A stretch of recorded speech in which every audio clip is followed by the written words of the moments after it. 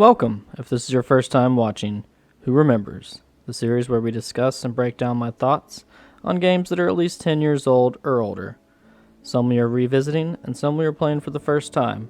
I'll try to keep it mostly spoiler-free by avoiding any major plot points. So let's get started. Spooky season is upon us, so it only made sense to start with The Evil Within, a game I've owned for quite some time now, and I've managed to avoid playing it at any chance. I honestly can't tell you why, it's just one of those games for me. Dead Space seems to be another one. I've been pushing it to the side now for years. Nevertheless, I've played The Evil Within now, and we're going to talk about it, so let's get started. Originally revealed in 2012 under the code name ZWEI, The Evil Within was directed by none other than the original king of survival horror, Shinji Makami, who is mostly known for creating Resident Evil and also directing RE4. Developed by Tango Gameworks, The Evil Within officially released on October 14th, 2014 for PC, PlayStation 3, PS4, Xbox 360, and Xbox One. The story starts off with Sebastian and his partners Joseph and Julie, who were sent off to investigate a crime scene at Beacon Memorial Hospital. It appears that some sort of massacre has taken place here, and only one survivor remains present, a strange hooded man. Next thing you know, this hooded man is swiftly attacking everyone in the room, leaving only Sebastian in his way. With some supernatural powers, the hooded man flies over to Sebastian, knocks him out unconscious, resulting in Sebastian waking up in the basement of nightmares with a chainsaw-wielding man. From here on out, Sebastian is basically trying to keep his sanity while surviving the nightmare world all around him. Gameplay is divided into three main categories: survival horror, traps and puzzles, and environments that, based off the actions you make, can alter to some degree. The best parts of The Evil Within are by far the survival horror moments, especially like the first 5 chapters or so. Resources are extremely low and scarce. I actually had to reduce the difficulty down to casual after the first section, and I'm glad I did so. This game was way more difficult than I imagined.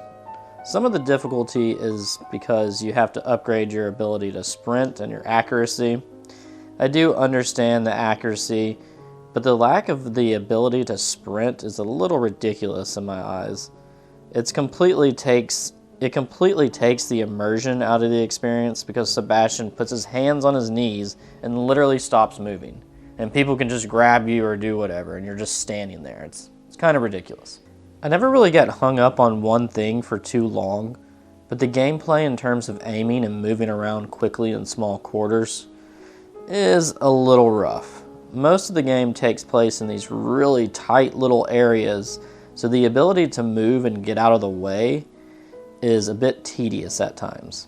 For example, there are numerous enemies throughout the game that can one-hit kill you. A lot of the times you're not even expecting it. Some of this is because it's a product of the time. Games like Amnesia and Outlast had a major influence on the horror genre at this time. Now, in terms of the environments and atmosphere for the survival horror areas, I absolutely loved it and thought they were very original and unique.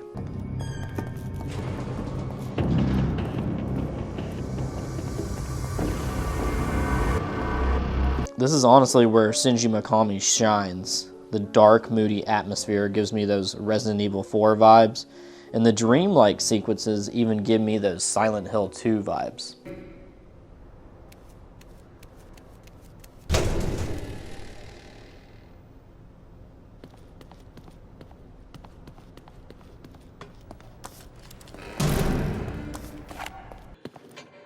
No, not that way. No, not that way. So many new admissions, and not a single discharge. That being said, some of these bosses were a little on the nose.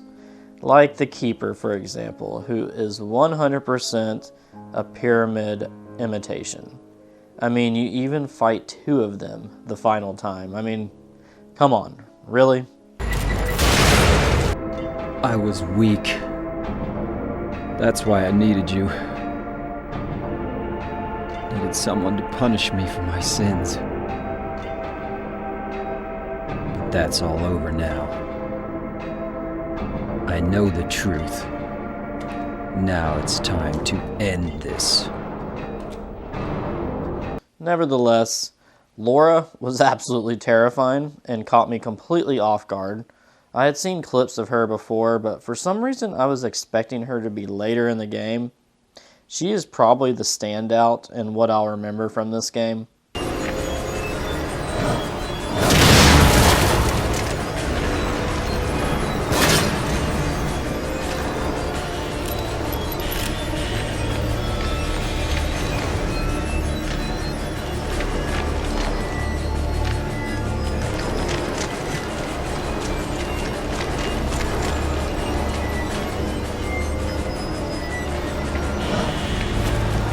On that note, most of the horror actually takes a backseat to the action up until the last few chapters.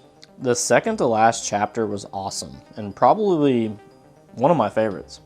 It truly felt like I was playing a new Resident Evil game for the first time. The lighting, the running through the city streets, and the police station type buildings, I was loving it. Without spoiling anything, the ending was very refreshing after fighting off hordes of weapon-yielding monsters. That's when you'll start to lose me, when zombies start firing machine guns at me. Luckily, it didn't last too long, and damn, the last chapter is a pain in the ass, and I was completely out of ammo and all of my other resources. On casual, bear in mind. I was literally fighting for my life. I mean, there was this, I was trying to find the clip, but I was literally throwing them bows. Like, in the end, I survived in true survival horror fashion by any means necessary.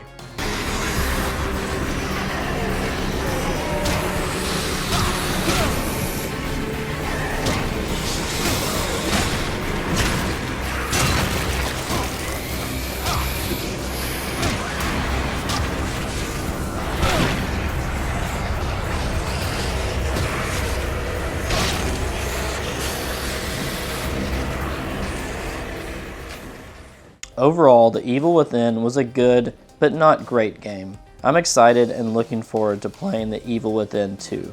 I've heard nothing but great things about it. I hear it's more open overall and kind of an open world experience. With more wide open spaces and a little more room to move around when you need to, I think that sounds nice and a quality of life improvement.